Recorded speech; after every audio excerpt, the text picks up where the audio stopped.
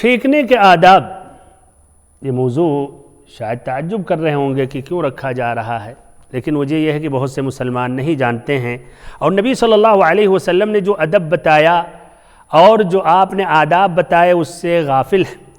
تو اس کے 3 آداب میں بیان کر رہا ہوں۔ پہلا ادب یہ ہے کہ جب چھینک آئے تو آپ الحمدللہ کہیں، اور پھر آپ کا ساتھی یا وہاں جو بیٹھے ہوئے ہیں انہیں کہنا چاہیے یرحمک اللہ، اور اگر کچھ لوگوں نے کہہ دیا یرحمک اللہ تو یہ کافی ہے۔ پھر جسے چھینک آئی اسے کہنا چاہیے یہدیکم اللہ ویصلح بالکم، یہدیکم اللہ ویصلح بالکم۔ جسے چھینک آئی اگر اس نے الحمدللہ نہیں کہا تو یرحمک اللہ نہیں کہنا چاہیے، اس لیے کہ وہ مستحق نہیں ہے اس دعا کا۔ اس طرح کتنے مسلمان اپنے آپ کو اس دعا سے محروم کر لیتے ہیں۔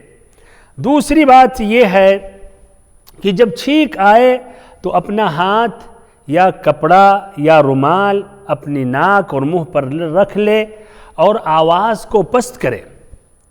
ابو ہریرہ رضی اللہ عنہ روایت کرتے ہیں نبی صلی اللہ علیہ وسلم کے متعلق، کان اذا عطس غطى وجهه بيده او بثوبه وغض بها صوته، کہ نبی صلی اللہ علیہ وسلم کو جب چھینک آتی تھی تو آپ صلی اللہ علیہ وسلم اپنے چہرے کو اپنے ہاتھ سے یا کپڑے سے ڈھک لیتے تھے اور اپنی آواز کو پست کرتے تھے، نہ کہ جس طرح اپنے بہت سے بھائی اتنا زور سے چھینکتے ہیں کہ لگتا آگے جتنے چیزیں ہیں سب کو اڑا کر آگے دور تک پہنچا دیں گے، اللہ المستعان۔